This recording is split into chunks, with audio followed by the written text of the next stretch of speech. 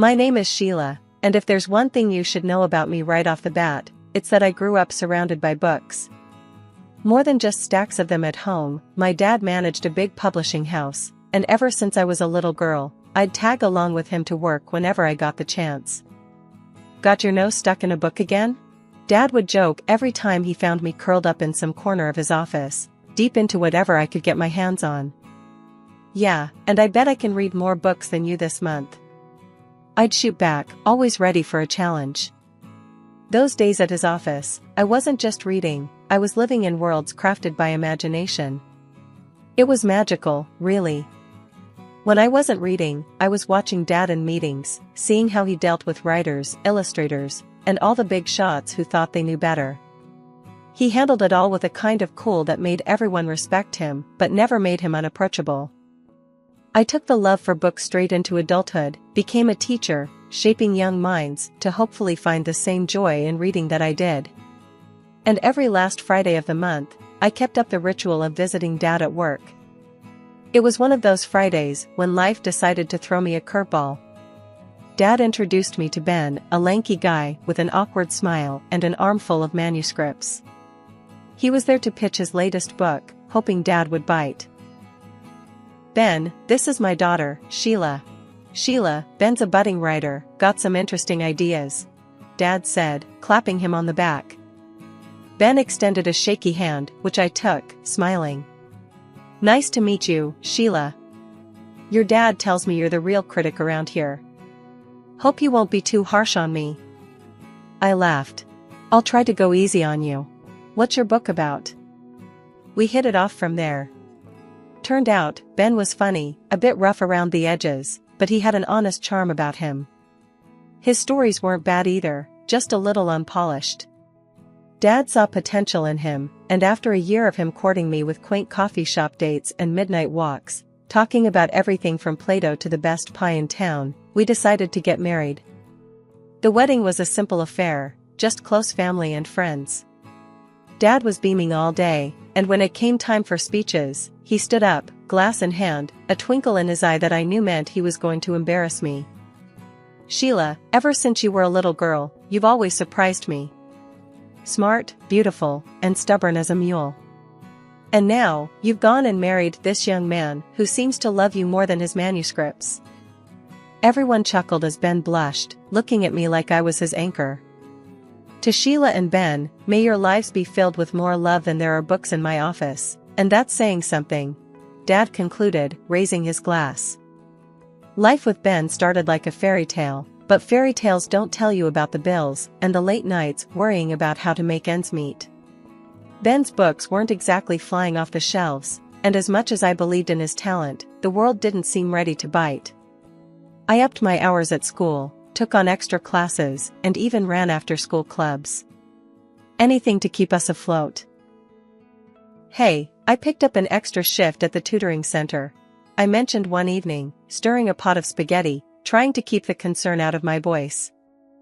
Ben was at the table, papers spread out like a wild sea of ink and frustration. He looked up, his eyes tired but grateful. Babe, you're killing yourself with all this work. Maybe I should get a regular job, put writing on hold for a bit. I walked over, took his hand, feeling the rough edges of his fingers worn by endless writing. No, you're going to crack it, I know it. We just need to keep at it a bit longer, okay? Your stories are good, they just need the right eyes. He squeezed my hand, a silent thank you hanging between us. That night we ate dinner late, talking about his latest manuscript that just couldn't find a home. One day, Dad dropped by, something that wasn't unusual, but the look on his face was. He had that "I've got an idea" expression that usually meant things were about to get interesting. Ben, have you ever thought about writing for kids? I mean, Sheila here has all the inside scoop, spending her days with them. Might be something to think about, Dad suggested, casually flipping through one of Ben's rejected manuscripts. Ben looked over at me, eyebrows raised. Kids, huh? What do you think? Could I do it? I nodded, excitement bubbling up. Absolutely, you could. I can tell you what they like, what stories stick. We could try it together? So, we did. Nights became our brainstorming sessions. I'd come home with tales from school, what the kids laughed at, what games they played, and Ben would weave them into stories. It felt right, working together, creating worlds for children who were so much like my students. The days rolled into months, and our first children's book took shape, a story about a mischievous raccoon with a heart of gold. Dad was instrumental, giving us tips on how to market it, how to pitch it to his contacts. When we finally got a publishing deal, it felt like we'd won the lottery. "Here's to Rocky Raccoon, may he be the first of many," Ben toasted, holding up his beer one night in our little kitchen that suddenly seemed too small for our growing dreams. "To Rocky," I echoed, my heart full, thinking maybe, just maybe, we'd turned a corner. Rocky Raccoon was just the beginning. After the first book hit the shelves and kids went nuts for it, Ben and I knew we had something special. We buckled down, turning out stories faster than you'd believe. Our little office at home became a workshop of dreams, paper everywhere, ideas scrawled on walls, and endless cups of coffee. One evening, as we were knee-deep in our third book, Ben tossed his pen down and stretched. "Can you believe this, Sheila? From barely paying the bills to signing autographs at book fairs. It's nuts." I laughed, tossing a crumpled paper ball at him. "We're not quite J.K. Rowling yet, but yeah, it's wild. Kids are actually dressing up as our characters for Halloween." Ben picked up the paper ball, shot a grin at me, and threw it back. "And to think, all this started with your idea to write for kids. You were right on the money." As our fame grew, so did the opportunities. Invitations to schools, interviews, even a TV spot. I was teaching less and writing more, which was a dream come true in its own way. Dad was over the moon, always bragging to anyone who'd listen. "Ben and Sheila, the dynamic duo. You guys are smashing it," Dad said one day, dropping by with a new contract from a big-name publisher. "They want a series, can you believe it? A whole series based on your characters." Ben, who was usually the cool one, nearly jumped out of his chair. "A series? That's big league, baby. Sheila, we've hit the jackpot." As our book series took off, our lives changed in ways we'd never imagined. We bought a new house with more space for our work, and every room felt like a piece of our success. Celebrations were frequent, with friends and family always eager to toast to our success. At one particularly lively party, with our closest friends raising glasses in our new living room, I took a moment to watch Ben, laughing and sharing stories. I felt a mix of pride and a twinge of fear. Were we ready for all this change? "Hey, you okay?" Ben noticed my quiet moment and sidled up beside me. "Yeah, it's a lot, isn't it? But good. Really good." I smiled, leaning into his side. He kissed my forehead, wrapping an arm around me. "It's more than good. It's everything we dreamed of. And I couldn't have done any of this without you, Sheila." Life got even more hectic, but in a way that made every busy moment worth it. Soon enough, I was cradling our newborn son, deciding to step away from teaching to focus on our family. With Ben's writing now more than enough to support us comfortably, I threw myself into being a mom and a collaborator on each new book. Even though I wasn't in the classroom, I kept my hand in education by channeling what I knew about kids into our stories. "Look at us, huh?" I said to Ben one night as we looked over our latest manuscript, the baby asleep in the next room. "Making books and raising a little boy. I think we're kind of superheroes."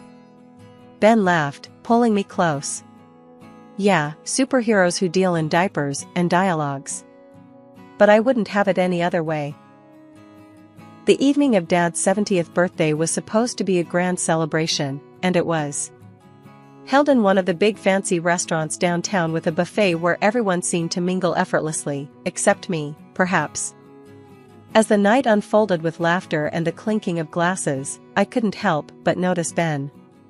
He seemed unusually occupied, not with me or our son Jamie, who was now 17 and more into his phone than the party, but with a young woman whose laughter seemed a bit too loud, even over the buzz of party chatter. They were tucked away at a corner table, heads close, talking animatedly. Something inside me tightened. I tried to focus on my dad, who was busy being the life of the party, but my eyes kept darting back to Ben. Finally, I pulled Dad aside during a quieter moment. "Dad, who's that woman with Ben?" I tried to sound casual, but my voice betrayed a tinge of concern. "Oh, her?" Dad glanced over, following my gaze. "That's Lisa, the assistant editor at the publishing house. She's been working closely with Ben on his latest project." I nodded, feeling a lump form in my throat. They seemed to be getting along well. Dad gave me a reassuring pat on the shoulder. "It's all professional, honey. You know how these events are, just shop talk and networking." His tone was dismissive, but it did little to ease the nagging doubt in my heart. Pushing down the jealousy that bubbled up, I plastered a smile on my face and returned to the festivities.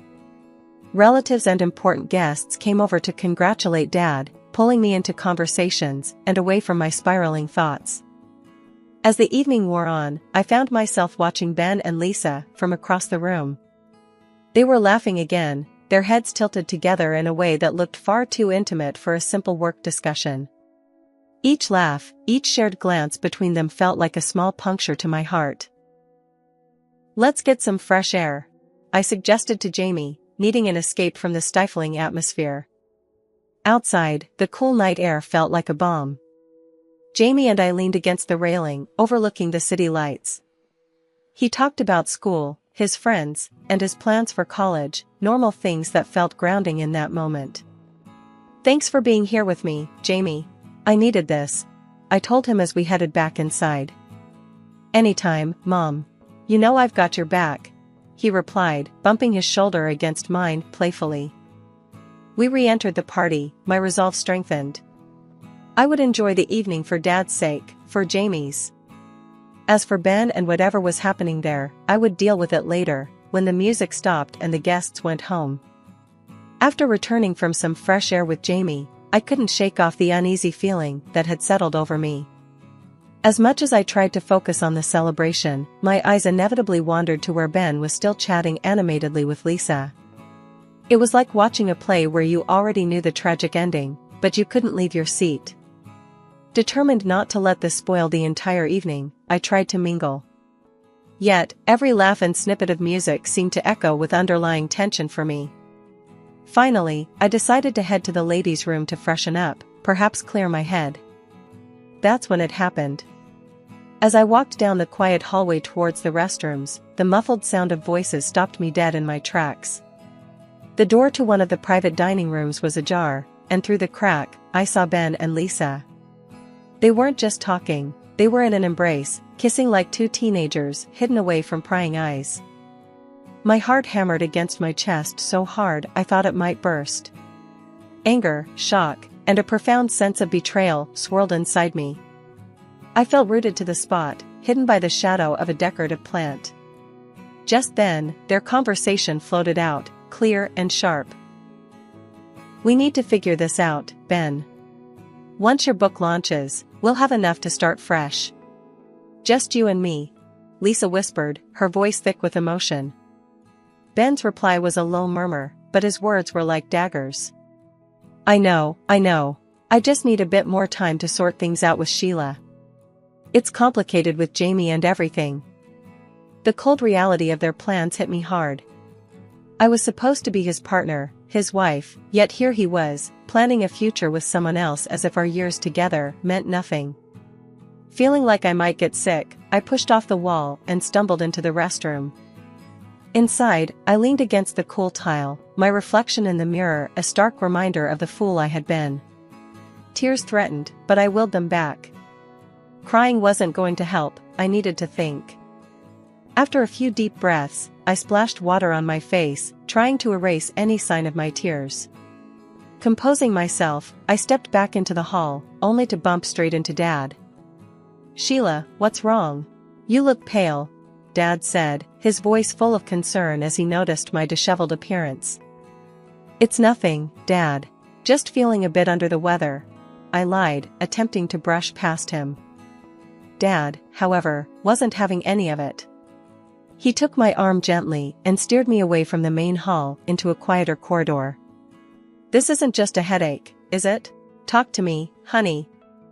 The floodgates opened, and I poured out everything to him, from Ben's frequent late nights to what I had just witnessed. Dad listened, his face hardening with every word. "This needs careful handling, Sheila. We'll sort it out, don't you worry," he assured me, his tone firm yet soothing. "Let's meet at the detective's office tomorrow. We'll get to the bottom of this."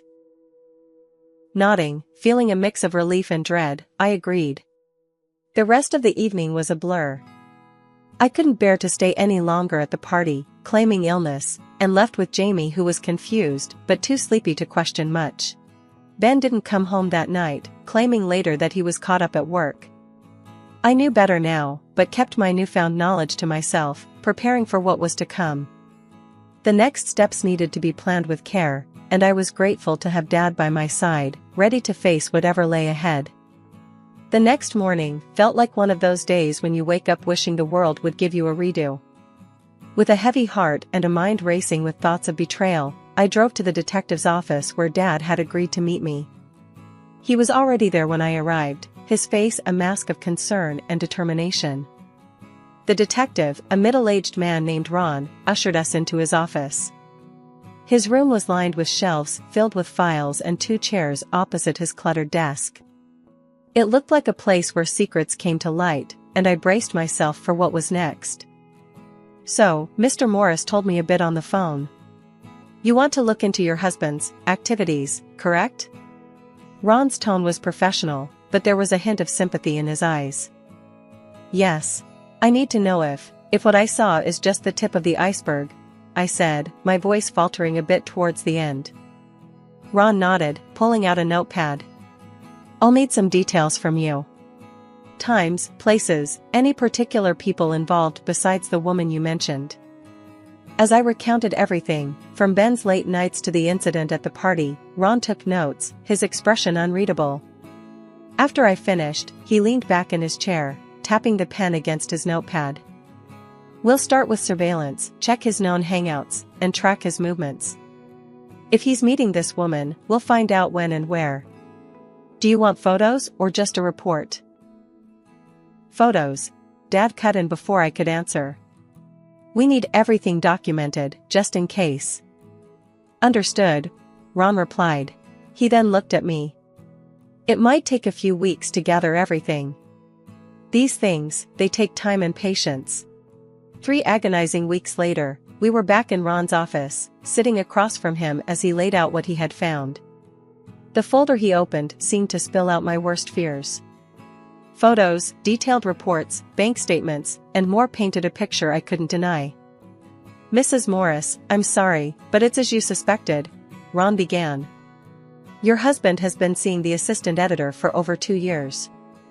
Since shortly after she was hired by your father." My heart sank as he continued. "He's transferred large sums to her accounts. Bought her an apartment and a car. They spend most of their free time together. And from what I've gathered, they've discussed marriage, planning it for after your son turns 18, to avoid any complications with alimony." Dad's face was stone. He reached over and squeezed my hand, his grip tight with shared outrage. This is unbelievable. After everything I've done for him, this is how he repays our family?" Dad's voice was low, each word heavy with betrayal. I sat, frozen, as the reality settled in. The man I had loved and trusted had planned his future on the ruins of our past. "What do we do now, Dad?" My voice was barely a whisper, drowned out by the roaring in my ears. "We'll figure this out, Sheila. We'll make sure he regrets this," Dad said firmly, his jaw set. Dad had invited Ben, me, and Lisa, the assistant editor, to our family home under the guise of discussing a new book. Once we were all seated in the living room, which had always been a place of warmth and laughter, Dad started the meeting in a tone that was unnervingly calm. "Thank you all for coming. Today, I thought we'd discuss a potential new plot. Something real, something revealing." Ben looked uneasy, glancing at Lisa, who was visibly nervous. I sat silently, watching as Dad opened a folder thick with photos and documents, the evidence collected by the detective. He slowly pulled out one photo after another, laying them on the coffee table for all to see. Imagine a book where the main character, a successful writer, betrays everyone who loves him. Dad began, his voice steady but cold. Ben's face drained of color as each photo and document showcased his affair, his financial betrayals. Dad didn't stop there. He recounted how Ben got his start with his help, how I had supported him through thick and thin, writing the early books that made him famous, providing ideas and editing drafts. You see, I've invested a lot in you, Ben. And this, he waved at the photos, is how you've repaid us. Lisa began to cry softly, her hands trembling. I didn't think it would go this far, she murmured. I'm so sorry. I'm pregnant. Dad's eyes then turned to her. And you, young lady, think about the decisions you make and who they hurt. The room was thick with tension, a stark contrast to the decorous surroundings. Then, Dad leaned forward, his hands clasped together. I could make a few calls right now, to some very influential friends in the publishing world. What do you think would happen to your career then, Ben? Ben was shaking, his voice barely audible. Please, I made a mistake. That's not enough, Ben, I said, my voice firmer than I felt. I slid the divorce papers across the table. Sign these. They state that all assets stay with me, as do the rights to our books. Lisa gasped, clutching her stomach. Please, don't leave me with nothing. I looked at her, my heart hardening against the betrayal, but softening at her plight. I'll leave you the apartment Ben bought you. That's more than generous, all things considered. She nodded quickly, wiping her tears, and signed the papers. Ben tried to argue, his eyes darting from the documents to Dad's stern face. This isn't fair. I deserve. Dad picked up his phone, holding it menacingly. Do I need to make those calls, Ben? Defeated, Ben signed the papers, his hands trembling as he realized the full extent of his losses. Once the door closed behind them, the silence was almost deafening. Dad turned to me, his expression softening. Sheila, let's focus on a fresh start now. You and Jamie need something better, something new. Maybe think about moving closer to us, getting a new place where you can make new memories. I nodded, feeling the weight of the day settling on my shoulders. I'll think about it, Dad. Thanks, I managed to say, the prospect of moving forward both daunting and necessary. When I got home, Jamie was waiting, his face anxious as he looked up from his homework. Mom, are you okay? How did it go? Sitting down beside him, I took a deep breath. It's over, Jamie. Your dad and we're done. He made some choices, and I made some too. We're going to start over, just you and me. Jamie reached out, taking my hand, his support immediate and firm. I'm with you, Mom. It's been rough, but I know you did the right thing. Let's just move on, together. Over the next few weeks, we talked a lot about our next steps. Dad's suggestion to move closer kept playing in my mind. The idea of a fresh start grew on me, and soon, Jamie and I began looking for a new place, somewhere closer to my parents, somewhere we could build a new life. Finding the right house took time, but when we did, it felt right, a cozy place not too far from my parents, but still our own. As we settled in, I returned to teaching. Walking back into the school, seeing the children's faces light up, hearing their laughter and excitement, reminded me why I loved my job so much. These kids, with their endless curiosity and resilience, helped me find my own strength again. Life started to find a rhythm again, a new normal that was different but fulfilling. Jamie thrived, diving into his studies and eventually heading off to university. His resolve and support never wavered, anchoring me through the changes. One evening, as I sat on the porch of our new home, watching the sunset, Dad came over, sitting beside me. You've done well, Sheila. I'm proud of you. Thanks, Dad. It hasn't been easy, but it feels right. Starting over, being here, close to you and Mom, it's given us both a chance to heal and grow. He nodded, looking out over the yard. Life throws some tough lessons our way, but how we come out of them, that's what defines us. As we sat there, the tranquility of the evening wrapping around us, I felt a peace I hadn't known in a long time. Yes, the road had been unimaginably hard, but here we were, stronger and together. The love of my family and the joy of my work with the children filled my days.